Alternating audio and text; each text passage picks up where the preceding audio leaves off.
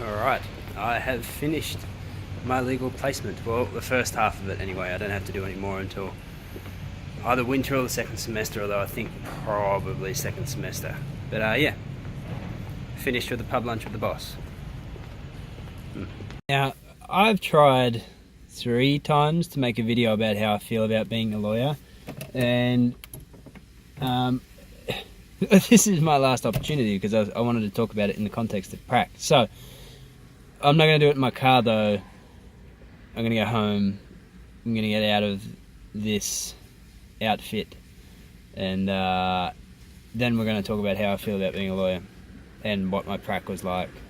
I had this whole me getting home, me getting changed montage thing planned, but we're just going to do this because I changed my mind halfway through. And change. There we go. Or better, changed. Now, I want to talk about prac. Now, let me straighten everything up first. So straight, it's hard to tell. Straight enough. For the most part, prac was awesome. I had a lot of fun, but alright, so I'll give you a little bit of context before I go into it. In the summer or winter a couple years back, I did environmental law, and I thought mining coal was a bad idea, and then I did environmental law, and part of that was a whole heap of research into the specific impacts of mining and the importance of environmental law, because it stops people just coming in and mining willy-nilly, and it puts little sanctions in that protect environments and things like that. Anyway, right, my first day on prac, very first day on prac, and the boss walks in, he says, "Logan," he has a South African accent, I don't know if I can do it. No, I can't do it anyway. "I want you to look at enterprise agreements." And I thought, okay, whatevs. So I found out everything I knew about enterprise agreements, went and took it to him. He was very impressed. He said, "I want you to find out about greenfield agreements." So I learned everything about greenfield agreements, which, TLDR, they're just a slightly different enterprise. The greenfield is a reference to it being a new thing, as in a green thing. Anyway. Then he comes back and he says, "We have these clients, they're a mining company, they want to come into New South Wales." And I thought, oh. My problem was that it was a mining company and I was helping them thrive in my state, let alone my country. And it was like day one and I'm having an ethical dilemma. Day one.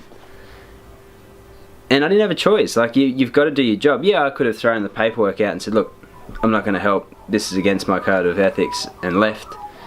But that doesn't look good as a lawyer. And at this point, I'm just trying to finish my degree so that I have it, so that if I need it, I can use it. But anyway, so I did it, and he was happy with it, the client was happy with it, and it looks like they're going to go forward. But I was cut out of the deal after that for confidentiality reasons.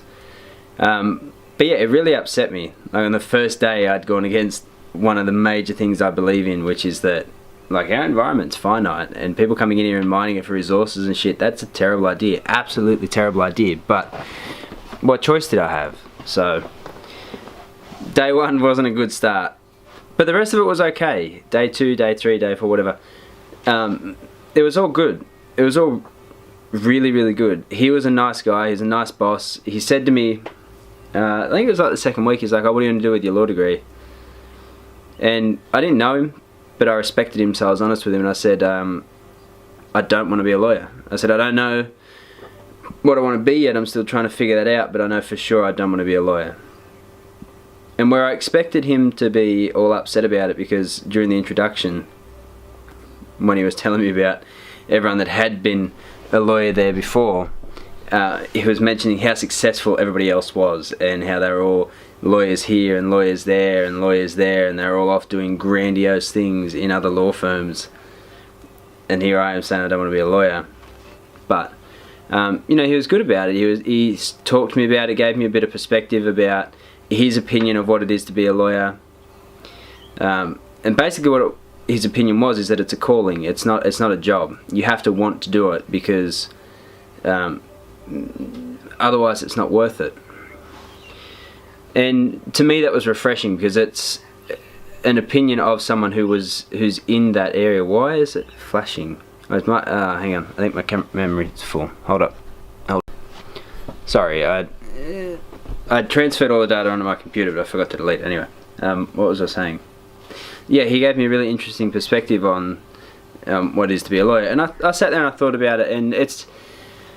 When I started law school, I started it for one reason. My wife and I wanted to start a family, and I thought I had to get the best job I could possibly get in terms of money-making potential. And young 20-year-old, I was very naive, and I thought, you know what, lawyers are a good job, I could be a lawyer. I did legal studies in high school. There were a lot of artificial reasons why I wanted to do it, and so I did. I did a year of criminology at a different... I did a year of criminology at a different university to get into the university that I'm at, and then I started law school, and I went through it. This is my final year. I've been at university for 7 years, if you include the first year. I've been at this university for 6 years. I already have 1 degree under my belt, because you have to do 2 in order to do law. I mean, life's changed heaps. Life's changed a lot. I've lost people, I've met people, I've grown as a person a great deal, I think, and I'm starting to figure out more about who I am and the things I want to do and who I want to be and what contributions I want to make to the world, or even just to my family or just to myself. But the more and more I thought about it and the more and more time I spent at university, I realised that law school doesn't fit, law doesn't fit, being a lawyer doesn't fit. Effectively, I'd just be another cog in the system.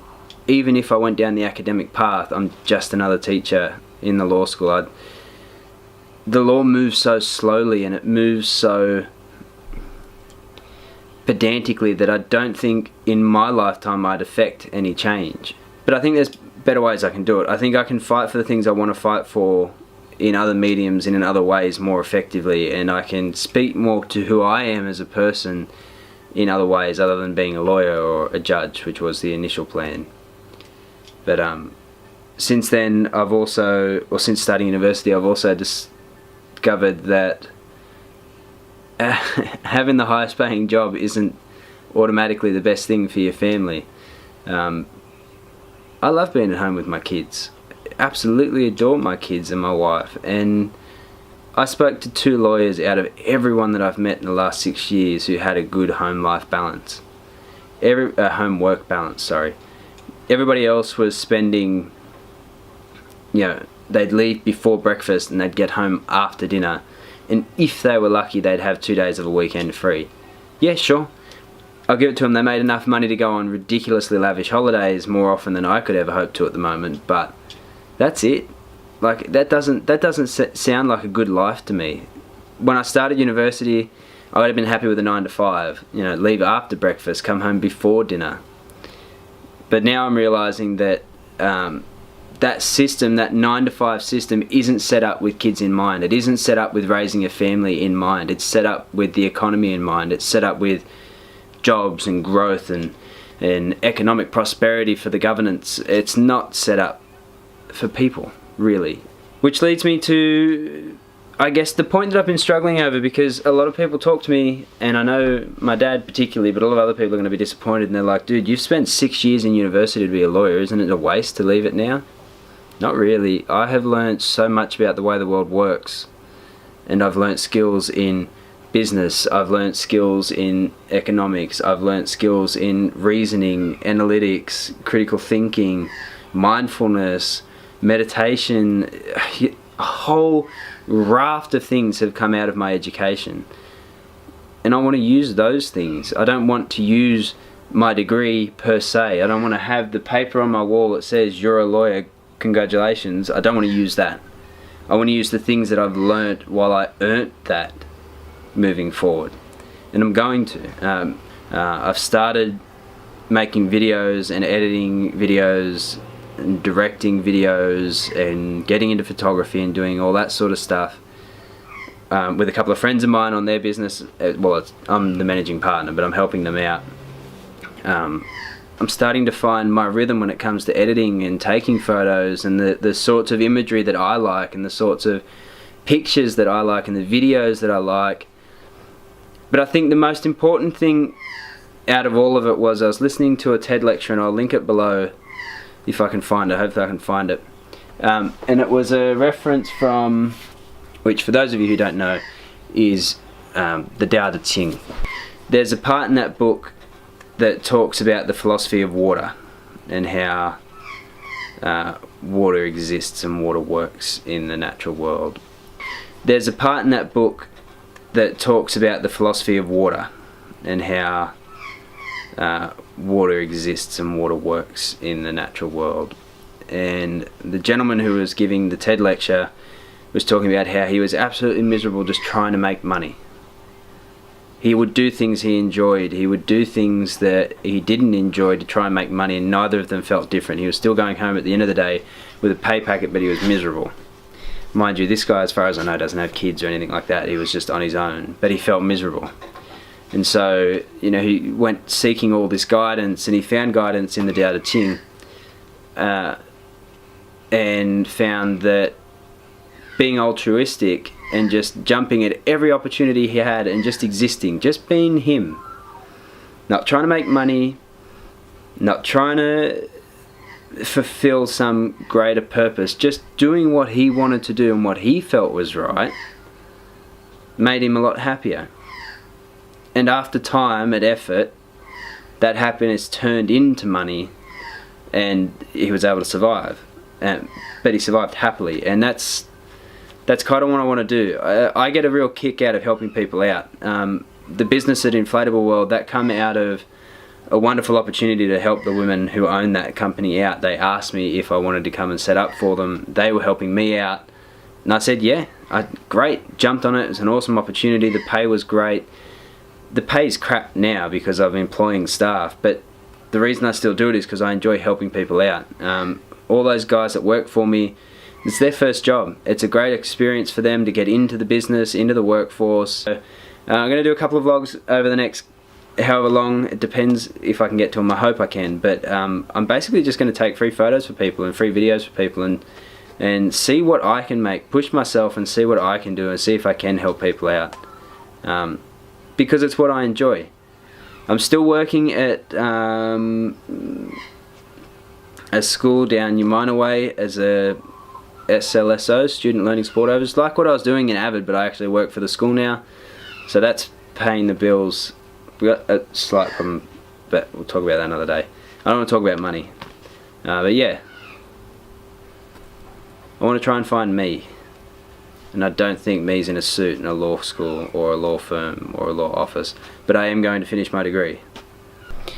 I'm sorry that was kind of just a straight talking head segment. I appreciate it if you stayed to the end and you were listening the whole way through. I'll try and do something more creative next time. It's just like I said, I tried 3 or 4 times to get that video out. I don't like talking about the fact that I don't want to be a lawyer because a lot of my family have resistance to it, and I'm a very non-confrontational person, so I try to avoid that resistance. But I think it was important for you guys because you guys have followed me for the last year. Or not if you're brand new, thank you for watching. But yeah, some of you are invested in my life and I really appreciate that, so I wanted to let you know what's happening. But yeah, I'll see you next time, guys.